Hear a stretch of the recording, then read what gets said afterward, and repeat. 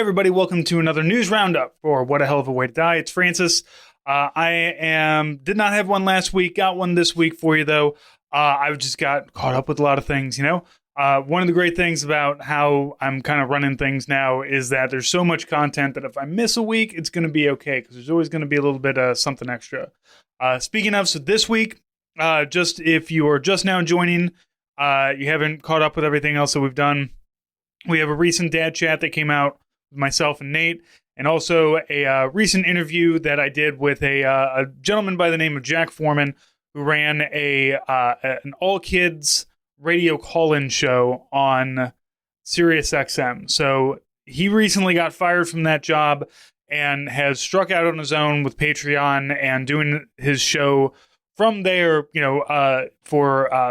by himself. He's kind of figuring out new ways to do what he's doing. So if you've got a kid, if you got family, young children, and you're looking for something that everybody can enjoy, Jack Foreman, the patreon.com/Jack Foreman.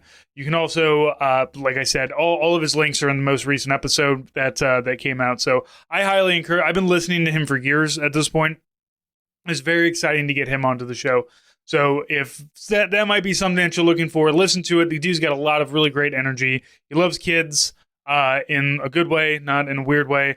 And he's just he's got a really great presence on the radio. He's been doing radio for a long time. So he lends perfectly into podcasting. He's perfectly fine working in this medium where you don't really have to be face to face with people. A lot of times when I do podcasts, I try to do face to face, turn a camera on, just because it's easier to have a conversation when you can look at each other. But Jack, I don't know. I didn't even consider setting it up, and he and I worked really well together. So go back, listen to that.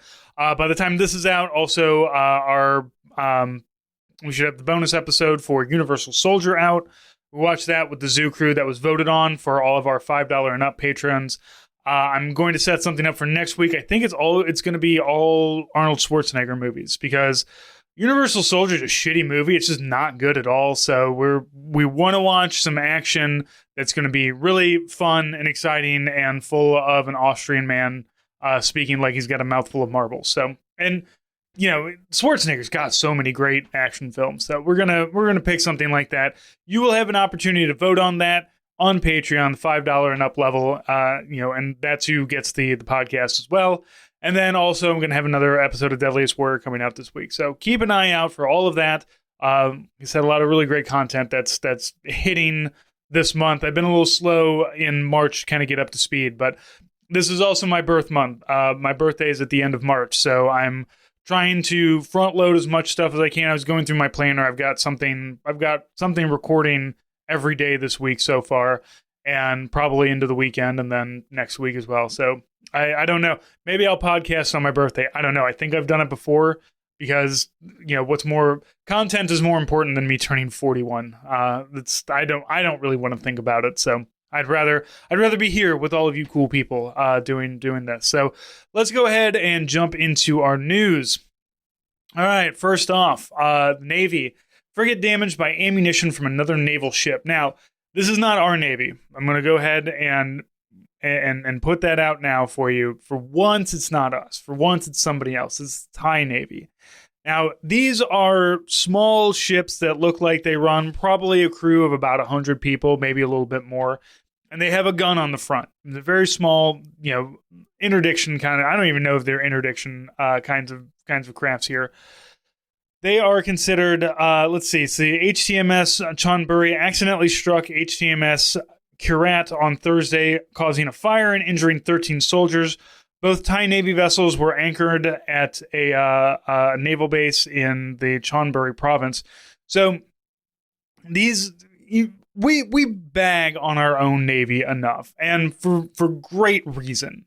The Navy let's pause for a minute and just acknowledge that the Navy is just a fucking confusing place. I don't understand. The Navy has completely different language. They're like the military, and the only ones that kind of are half in, half out, they can understand them and us are the Marines, since they are Navy, but they use normal rank structures and combat structures like the Army does. So we understand that. And then you get on a boat, and then it makes no fucking sense. So the Navy is just kind of all over the place. And the Navy has been around for a long time, and there's so many like insane traditions that are still around. Like okay, so I had to look up like knots, right? Like you're going, 1.8 knots on while you're sailing. It's like, well, what is a knot? So back in the 1600s, they came up with this method of measuring distance and measuring speed by you drop this thing into the water and it stays put, and then you see, time like, all right, in 30 seconds, how many knots fall out? Okay, so that's how we figured this out. That's how we're going to do that. And the engineering and the know-how of the people of the 1600s was incredible. The ability to guide yourself by the stars, to build these boats, these ships, and just be like, I have no fucking clue where we're going, but we're going. That's crazy. But it is 2024. I need you guys to come up with a better method of judging distance and speed. We have them. We have a lot of them. And I know with the airplanes and airspeed, it's a little bit different too. I don't care. Make it make sense is what I think all of us are asking. Like I said, that's always been the Navy. They're weird. The Navy's fucking weird. They got like all of their MOSs is a rank. I don't know. Anyway, so the incident took place when a naval gunshot discharged from the front of the HTMS Chonburi hit the rear section of the HTMS Kirat. Now, so what happened is Chonburi went out on a firing drill and came back. Didn't hit the clearing barrel on the way back, I guess. And one of the guns had malfunction and was still loaded. And I guess nobody thought, when we're on a military range, you keep your weapon up and down range, and you make sure that, if for whatever reason, if it goes off, you know where it's going to go.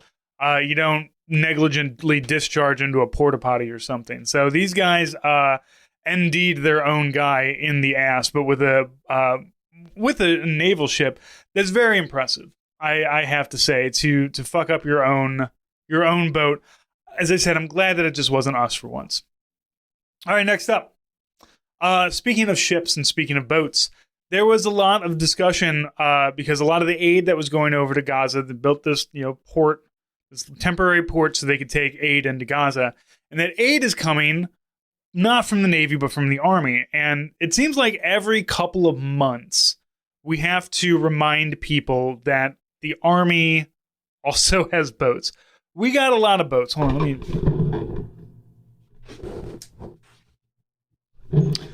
turn my light on. You can see me a little bit better. We have a lot of boats in the Army. Not as many as the Navy does, and not as impressive. I'll be honest. They're not like, we don't have destroyers. We don't have things that have landing craft and stuff. Maybe you can land a helicopter on some, but look at these little guys. Look at them. Little tugs, little gray tugboats that look very Army, and they have Army stenciling on the outside of it. I love if I could go back, if for whatever reason I went back and was still crazy enough to join the Army, there's a lot of MOSs that I think I would take a little bit closer of a look at, because I did not know that they existed. Like, I didn't know you could be an air traffic controller in the Army. That would have been, you could work anywhere if you trained to be an air traffic controller. So that's what my nephew did. He learned how to do air traffic controlling. So he doesn't do that now, though, because as I understand, it's a fucking thankless job and burns you out pretty quick. So I get it. But 88 Lima is the water transportation specialist. So and that's an enlisted thing. Warrant officers are the ones that drive them around. They're in charge of them. And if you listen to us whenever we have Carrie on, who's in the Coast Guard, he also talks about how it's not crazy for like a unit or a boat or one of the boating, the spots where all the Coast Guard hang out. They don't have bases necessarily, but a lot of times they're run just by enlisted people or maybe a warrant officer. You don't really need officers to kind of do a lot of this stuff. So this Constantine was very excited, and a lot of people, like I said, got to learn about Army boats. Not ships, they're boats. But 88 Lima, that's something that I would have taken a harder look at. And I don't know, I have a fear of drowning. But if I could do boats that don't necessarily go out over the ocean, that would be fine by me. If I could do some river shit, like just do riverine stuff, do some swift boating. That's me. That's where I need to be. I'm river people. I'm not ocean people. All right, next up, West Point to remove duty honor country from its official mission. Who fucking cares? All right. Finally, so the National Guard. I love our nasty girls as much as anybody. I was a reservist. I was a part-timer, and we've seen the National Guard be used in incredibly stupid ways in the last couple of years. Most of that being states sending National Guard troops down to the border to protect us from, I don't know, people who are hungry that want to come into America and being Americans. I don't really stand up for all the with the arguments of it's a bunch of military-aged men who want to come in. They don't. I doubt it. Like there's much easier ways to get into America and fuck shit up. I think the 9/11 hijackers taught us that. Like, it makes no sense. Like, anybody can fly. You can just fly to America if you wanted to get into America. I'm going to sneak into America. Like, it's not that hard. If I was going to do it, I'd do it from Canada, though. Not try to go through the southern border. You know, it's people are going to be racist. What do you want? So the governor now in New York, rather than sending her National Guard troops down to the border for a stupid mission, she's going to have them do checking bags at the New York subway system. Now, I don't live in New York, so I'm not going to sit here and bag too much on New York in general or New York City. I haven't been there since I was 12. From what I remember, it was a lovely place. I had a lot of fun. I really enjoyed Central Park, and I went and saw a Yankees game, I think, while I was there. So, you know, I had a typical 12-year-old boy in New York, but, you know, it's 30 years ago at this point. So I just want to make sure that as I talk about this, I don't want you to think that I'm bagging on any New York City or anything like this, but holy fuck, do I not want to ever come to New York City. Like, this place is gone. And I know I live in St. Louis. Like, I know that there's not a whole lot of, like, room for me to shit talk when, like, we can't even get it takes so long for us to get our light rail. Like, oh, we want another couple of miles of light rail. It takes fucking years for us to get that. And New York City, for better or worse, already has a lot of the groundwork that's laid for subways. This is why I love Chicago too. Chicago has a subway and an elevated train. Sometimes you got to get off of one and get onto the other. You got to go from the upper ones to the lower ones. I love Chicago. It's so easy to get around. The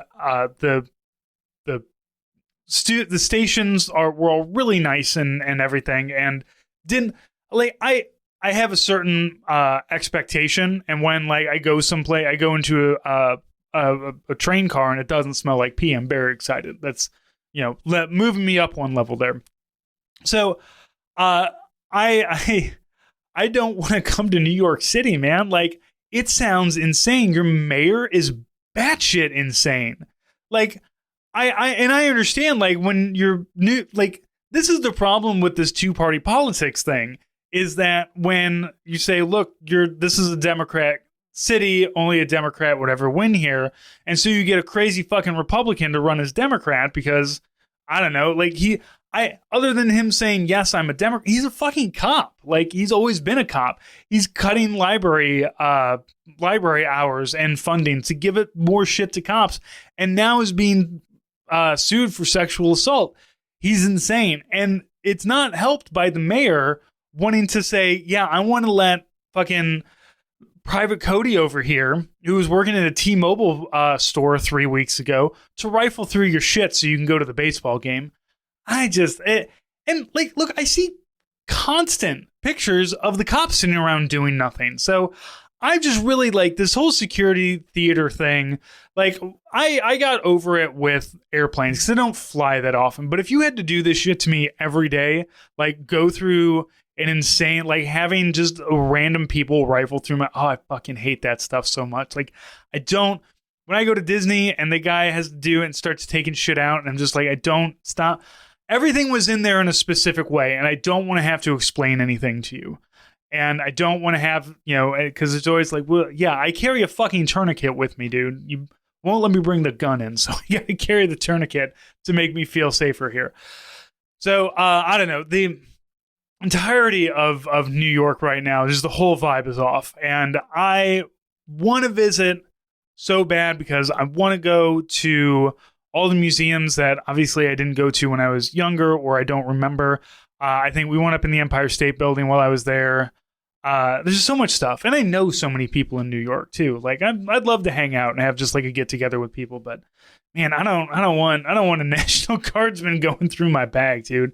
I don't want to have to deal with that like with me or my family. So, whatever this security theater that they're trying out here, I don't know. And look, the only reason why I feel like we're not doing it in Missouri is because we have gutted taxes so much that like we can barely afford the subway cars, so we certainly are not going to be able to afford a bunch of National Guardsmen. Like, we sent a couple dudes down at the border, and we have to pay for that. Like, I have to pay for those guys going down there because that's how the National Guard works. They're not getting federal pay, they're getting state pay. And the idea is, well, they're down there protecting me. They're down in Texas protecting me here in Missouri from Hispanics, which is strange because I got Hispanics that live right behind me, and they're very nice. So I don't give a shit. I live in a neighborhood that has Jordanians, that has Afghans, that have Hispanic, and a whole bunch of different things in between. There's an Albanian American plumbing company a few blocks from me. There's Bosnian restaurants nearby, man. Like, I just bring them all in. Like, I don't give a shit. I'm tired of the scaremongering about what immigrants are going to do to the soil. I'm tired of just because everybody I've met is cool. Just talk to them. Most of them are pretty cool. The people that piss me off in my neighborhood is the middle-aged white guy that's like half drunk all the time and doesn't wear a shirt and is always yelling at his wife or whatever. Otherwise he's a nice guy, but you know, like he's the loudest and most obnoxious person in my neighborhood. Everybody else keeps it quiet and stays to themselves and is very friendly to one another. We all wave. We all say hi. We don't necessarily need to know each other's names. So that's where I'm at. I'm sorry. I'm rambling on a little bit because this is this bit of news, and this has been out for a while. And some of the other stuff, and there are other things I wanted to cover, but I'm going to be covering them with journalists. So like the report that came out about the Army Armor Corps having higher suicide rates than anybody else, and you know, journalists being like, "Why is that?" And the Army's like, "Well, it's classified." Is it that seems like a thing that you wouldn't classify? But so I've got Davis Winky to come on to talk about that. I have a lot of other interviews lined up. So, and also I'm not going to have a media section. I'm going to go back to reading some of the zines. Part of that is because I don't know. I just wanted to go back to it. It's been a while since I've kind of dug through some things. I found some Palestinian struggle zine stuff during the same time. Because a lot of soldiers thought at the time, like, hey, once we're done with Vietnam, we're gonna get shunted off to go fight Palestinians, and they didn't want to do that either. So there's some of that is going to be in there, and also just because I'm just reading nothing but Sharpe books at this point. Like I started with one, and now I'm on my third one, and I keep thinking like, well, I should stop and read something else and just kind of mix it up. But I feel like I'm just gonna let this play out because I know there's like 20 of them. So I'm just going to read them until I feel like I'm done with Sharpe books and then move on. But I have been really enjoying reading Sharpe because as funny as Sean Bean is in the TV show, it's even better in because you get all the inner monologue where like he is a very smart and very crafty person, smarter than your average British soldier, but he is also a British soldier who never learned how to read and was, you know, had a prostitute for a mother and was raised in a workhouse. So he comes from a different place. But he seemed, you know, like I still don't know if I'd want to serve with Richard Sharpe or not. I feel like I'd get out of it alive if I was following Sharpe because he always seems to get out of everything. We'll see. I'm on he's on a boat now. I'm on Sharpe's Trafalgar, so very excited about doing some naval stuff here. I know I was just complaining about the Navy, but British Navy 1800s, that's good stuff. That's where we're looking to be. So I'm going to go ahead and transition on over, and we'll see you in the next segment. So it's been a minute since I have read from one of the anti-war zines, the Vietnam era anti-war zines that thousands of these things were created during the Vietnam era. So between 65 and 70. And I've seen some go like into the late 70s, post Vietnam. It seemed to really fizzle out kind of in the 80s. The Cold War, I guess, wasn't as hot as Vietnam. Fewer people were being press ganged into service via the draft. There wasn't a lot of, there weren't a lot of wounded and dead veterans coming back in the 80s. So a lot of these kind of fizzled out. But there is also a lot of conversation because they are anti-war, but they are also pro-Palestinian liberation. So a lot of these magazines, not necessarily in every issue, but at least once or twice in the run of them, some of the shorter ones, the longer ones had more discussion about it, discusses a lot of Palestinian liberation. So this is already on the left. This is a zine that was published out of Camp Pendleton in the 1970s. This is a piece called Next Duty Station, Palestine. Marines at Camp Pendleton are now being readied for a new war. Not in Asia, but in the Middle East, Arab countries. 1,500 Marines are already in the Mediterranean, and more are being trained for desert combat against Arab peoples, especially the Palestinians. The entire people of Palestine have been forced out of their own country. The vast majority of Palestinians are Arab Muslims. Most now live in refugee camps where disease, hunger, and poverty are widespread. European Jews are now occupying their country and calling it Israel. The excuse for this racist aggression is Zionism, which is the belief that since Jewish people lived in Palestine 2,000 years ago, they have a right to control the entire country, without regard to the rights of the Muslim majority. To think that those who oppose Zionism are anti-Jewish is a mistake. More and more Jewish people oppose Zionism. They want a country with equal rights for all and are tired of the war for which Zionism brings people about. The people of Palestine have been fighting this aggression since it started and are still fighting to return to their homes. This fighting is led by guerrilla organizations such as Al-Fatah and the Popular Front of the Liberation of the Palestinians, plus several others. All these groups are unified with a broad coalition, the Palestinian Liberation Organization. As well as fighting, the guerrillas are setting up schools and medical centers for their people. The guerrillas explain that the fight is to create a Palestine of tomorrow, a unified and democratic, non-sectarian Palestine in which Christians, Muslims, and Jews worship, work, and enjoy equal rights. This is no utopian dream, since Christians, Jews, and Muslims majorities have been living together for centuries. The Palestinian people have enemies besides the state of Israel. In Jordan, where Palestinians make up 2/3 of the population, they are fighting in a civil war against the military dictatorship that runs the country. The U.S. uses Israel and Jordan as its allies all over the world to keep the people down. The Palestinians are seeing through it, so Nixon is supporting the leaders of both countries against their people. If left to determine their own destiny, the civil war would soon be over. The people would choose the guerrillas. The interests of Palestine, the Palestinian people, represented by the guerrillas, are in direct conflict with the interests of big oil men in the Mideast, represented by U.S. government. As long as the U.S., Jordan, and Israel steal Arab oil to keep the Palestinians from their home, there will be war. The Palestinians are struggling to get their land back from the Zionist occupiers. In doing so, they have to fight against the Jordan army. As long as the military dictatorship of Jordan tries to keep them down, they will resist. When Jordan can't go up by itself, the American GIs will be ordered to go, just like in Vietnam. We allowed ourselves to be used in Vietnam. This time we won't be so easily fooled. Support the Palestinian people, and let's not fight in this war. All right, so I'm going to 100% admit that my understanding of Palestinian history in the 1970s is non-existent. So I don't know. You always have to keep in mind that the person who's writing this has an angle, and these are left-leaning anti-war soldiers that don't want to go fight in another war. And in a lot of ways, it is very correct.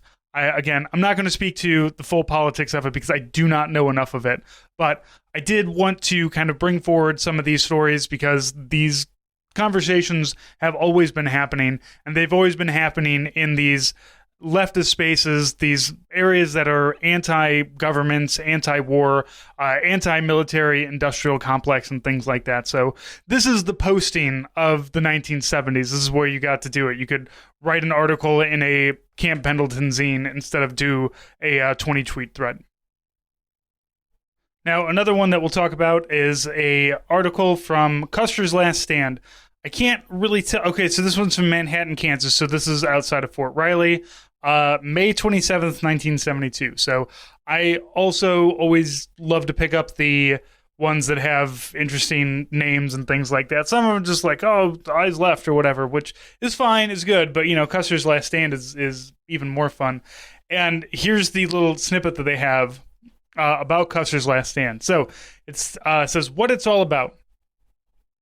A lot of people have asked us why this paper is called Custer's Last Stand. For those of you who want an explanation, here it is. Once upon a time, there was a man, a general at that, who was commander of Custer Hill. It wasn't called Custer Hill at the time, however. Anyway, this man's name was George Custer. Really stellar writing from these guys here. Now, George wasn't a very good commander, but he did have a lot of good friends in Congress and big businesses. So he got his command at Fort Riley. It turns out that George tried to screw a few people before turning his reign as dictator at Fort Riley. Needless to say, some of the people involved had connections, and Custer was removed from his post at Fort Riley and sent to Indian Country, where he proved himself an able and capable commander at Big Little Horn. Yeah, it's Little Bighorn, but okay. Custer's Last Stand was named that because it's a dedication to create an end to the anti-human attitudes in the Army, and it's a representative, Custer Hill, his use when dealing with its members. So if you want a more comprehensive look into Custer's Last Stand, I think I was on the episode of Lions Led by Donkeys where Joe talked about what a huge dumbass Custer was the entire time and kind of deserved to get whacked in the end. Okay, and inside of this Custer's Last Stand is a article about environmentalism, which a lot of these people, a lot of the magazines that I go through, I don't see this touched on as much. I think it's because you need somebody who has the ability to kind of go a little bit more in depth about things like science and nature rather than just angry veterans who want to be angry and they don't have the internet to be angry on, so they have a zine to do it in. So this one is called Vietnam Turning into an Ecological Wasteland. In light of President Nixon's policy of continued bombardment in Vietnam, it might be informative to summarize a recent article in the May issue of the Scientific American entitled The Cratering of Indochina. The article begins with some interesting statistics. In the 7 year prior, from 1965 to 1971, the area of Indochina, an area slightly larger than Texas, has been bombarded by a tonnage of munitions amounting to approximately twice the total used by the United States in all theaters of World War II. This averages out to be about 142 pounds of explosives per acre of land and 584 pounds per person. The bombardment in South Vietnam has averaged 1,215 pounds per person and 497 pounds per acre. It was also pointed out by the authors Arthur Westing and E.W. Pfeiffer that while the bombing missions during World War II were aimed at factories, port cities, railroads, etc., only 5 to 8% of the U.S. bombing missions in Indochina have been aimed at tactical military targets. The other 92 to 95% have been described as harassing or interdiction and aimed at the land and forests of Indochina because they gave cover and sanctuary to the other side. It should be noticed at this point that while factories, ports, and railroads could be rapidly rebuilt, it's doubtful that many of the forests and lands of Indochina can be rehabilitated in the foreseeable future. The overall purpose of this article, however, was not statistical in nature. Rather, the authors are attempting to shed some light on the possible long-term ecological effects of this massively physical alteration of the terrain caused by the continued bombings. After establishing some admittedly very free and general assumptions, Westing and Pfeiffer estimated that the periods of 1965 to 71, South Vietnam, which occupies a total area of 42.8 million acres, received 21 million craters, covering 345,000 acres, and had millions of acres contaminated by missile fragments. The effects of razing such an area of vegetation are frighteningly demonstrated by the heavily shelled areas of Okinawa, which remain barren and reddened by their rusting shell fragments for more than a decade after the end of World War II. Even in France's Verdun area, many of the World War I craters are presently visible and in some cases devoid of vegetation. That is still true today. You can definitely go and see crater shells all over France from World War I. I wouldn't recommend venturing out because Lord knows how many duds might still be out there, but there is the pictures I've seen now, they have grass in them at least, but yeah, it's still pretty messed up. The impact of the cratering on the agriculture of South Vietnam has already been substantiated. Farmers in the Mekong Delta have been reluctant or unable to reclaim rice paddies and other farmland that has been pocked by craters. A number of farmers have already been killed by the detonation of unexploded munitions. The timber industry of South Vietnam has been especially hit hard. The main timber trees apparently lose about 50% of their value in 2 or 3 years due to fungal rot caused by embedded missile fragments. Loggers in the battle zones have already claimed a 30% loss of the price received for logs. Many of the craters have penetrated the water table and remain filled during or much of the year. This creates a potential breeding ground of mosquitoes. Reports from military authorities indeed confirm that malaria has been causing increasing concern to Vietnam and has spread to previously unaffected areas. Weston and Pfeiffer have also cited the military's vast program of systematic forest bulldozing as another factor perturbing the ecological balance of South Vietnam. Still to be assessed are the effects of the people's habitation on the animal life and on the ecology in general. The article concludes with the quote from the Wisconsin Senator Gaylord Nelson, which might serve some food for thought.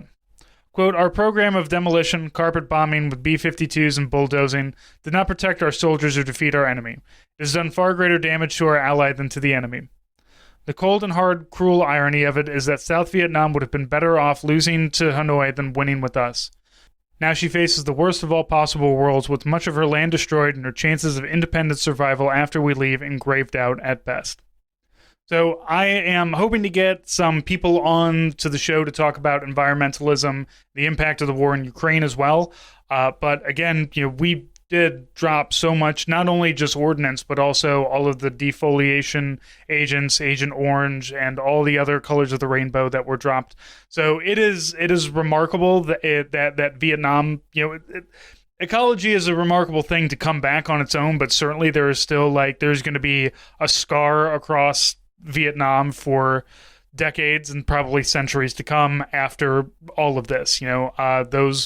There are still unexploded ordnance from World War I that gets dug up every once in a while. You can Google, in England, there's always some pensioner or some guy, some Baz somewhere digs up a grenade and just kicks it around for a little bit and then calls somebody about it.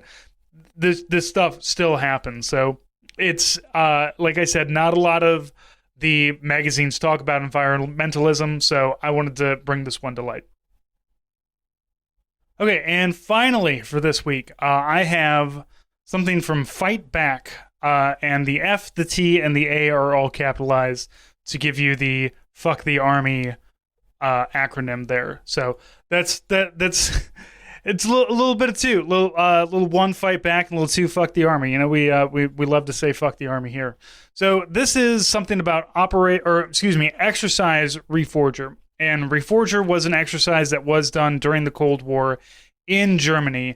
It stood for Return of Forces to Germany, which is, doesn't that just sound great if you're a fucking German? It was an annual military exercise and campaign conducted by NATO during the Cold War.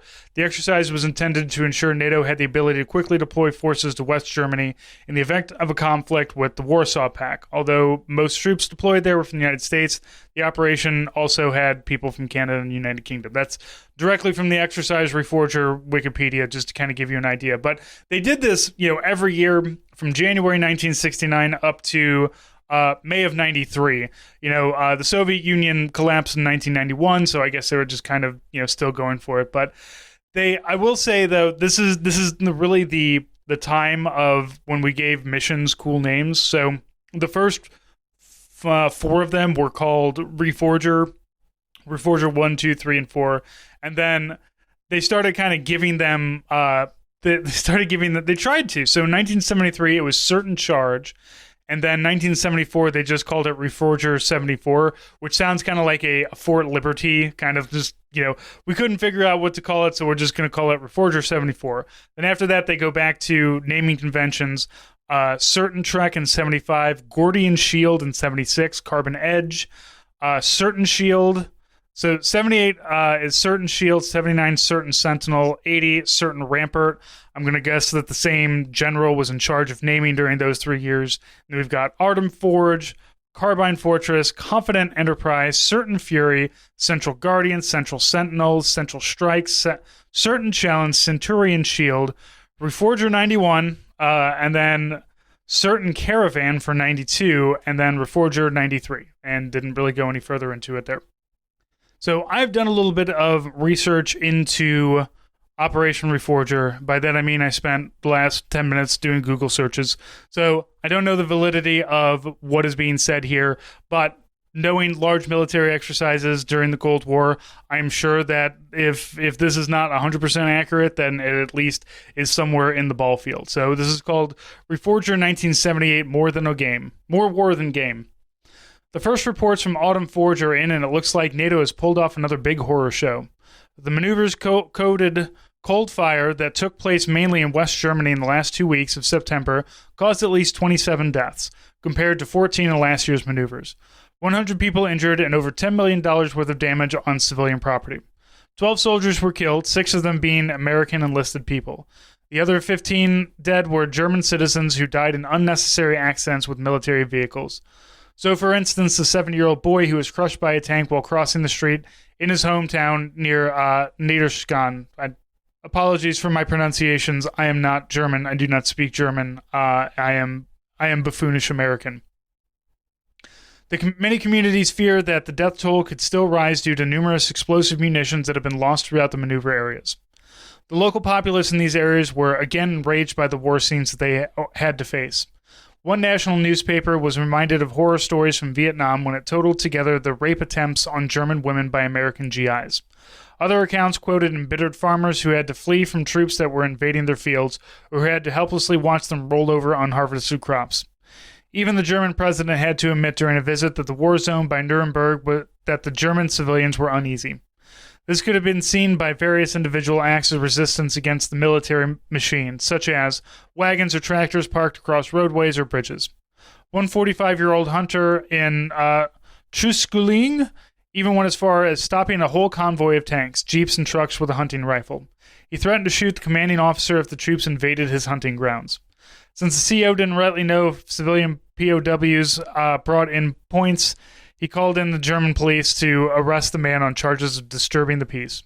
We wonder what kind of peace the brass and their German counterparts are referring to when they order 320,000 NATO troops to ravage the European countryside in a preparation for war. The balance of this year's Reforger proves again that war cannot be a game. We enlisted people know this better than anyone else. That's why we, as workers in uniform, are the class that must refuse to fight their imperialist wars.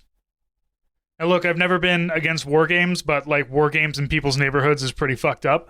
I understand why they were doing it, but you can see what kind of issues that stuff brings. You know, they're doing it because if they have to fight street to street in Germany with the Warsaw Pact countries, they need to be street to street in Germany. And unfortunately, these things happen. So, and I am in no way saying like, no, this is just how it has to go. No, fuck this. You killed kids. You killed people. It's probably completely unnecessary. And look, we have the benefit of hindsight of knowing, no, the Soviet Union is making money by selling naval equipment to Pepsi. Like, you don't have to worry too much about this. But a hot war could have popped off at any point in time. So, the Iron Curtain and Americans' hatred for communism was quite a fickle beast at the time. So, once again, that is from Fight Back. The Reforger 1978, More War Than Game. All right, thank you for watching and listening. This month, as I mentioned earlier, is my birth month, so I am running a 15% off sale throughout the entire store through the entire month with the code MARCH. So everything in the store you can get. We've got a couple things that I just added. I'm trying to work on a little bit more artwork to throw up in there as well. Some of my hand-painted stuff to put in. I like, I like to create these things, but we're also looking at doing some vendor events. So I don't know, I might have to make them and keep them for myself and then sell them to you guys if we don't get there. But from the anime night, so I had a lot of leftover buttons and magnets. So in the store right now, you can get either 2 magnets or 2 buttons. They're kind of the same, the same designs and everything. So you can get 2 of them for $5. They are randomized, but if you see one of these particular ones that you like, you can tell me, and I will do my best to throw that in there for you if I have them. I have a lot left over, and I have a lot that I can still turn into buttons. So if I don't have one immediately, I can get you one. So those links are going to be down below. feel free to peruse the rest of the store. Once after March goes through, I have new patches and new stickers that are going to be hitting in April. So this is the perfect time to get anything that you wanted, that has been itching in the back of your brain. A patch, a sticker, our challenge coin that it doubles as a bottle opener. I still have a bunch of those left too. All of that stuff is available. So take a look at all of that, hellofawaitodie.com. As always, thank you for listening. Thank you for watching, and we will see you next week.